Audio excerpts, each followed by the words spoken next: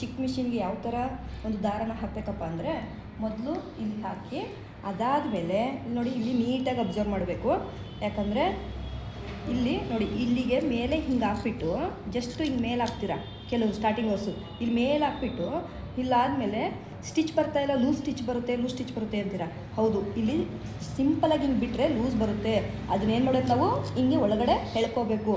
ಅದಾದಮೇಲೆ ನೋಡಿ ಇಲ್ಲಿಗೆ ಹಾಕಬೇಕು. ಕೆಲವ್ರು ಏನು ಮಾಡ್ತೀರಾ, ಇಲ್ಲ ಹಾಕೋದೇ ಇಲ್ಲ, ಡೈರೆಕ್ಟ್ ಇಲ್ಲಿ ಹಾಕ್ತೀರಾ, ಸ್ಟಿಚ್ ತೊಗೊಳ್ಳಲ್ಲ. ಓಕೆನಾ. ನೆಕ್ಸ್ಟ್ ಅದಾದಮೇಲೆ ಇಲ್ಲಿ ಹಿಂಗೆ ಹಾಕ್ಬಿಟ್ಟು ಇಲ್ಲಿ ನೋಡಿ ಇಲ್ಲಿ ನೀಡಿಗೆ ಥ್ರೆಡನ್ನು ಹಾಕೊಂಡು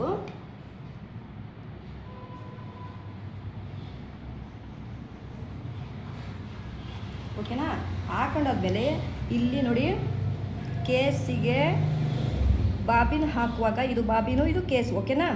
ಬಾಬಿನ್ ಹಾಕುವಾಗ ಈ ಥ್ರೆಡ್ ಏನಿದೆಯೋ ಇಲ್ಲಿ ಥ್ರೆಡ್ಡು ಟೈಟಾಗಿ ಸುತ್ತಿರಬೇಕು. ಲೂಸಾಗಿ ಸುತ್ತಿದ್ರೂ ಕೂಡ ಲೂಸ್ ಸ್ಟಿಚ್ ಬರುತ್ತೆ.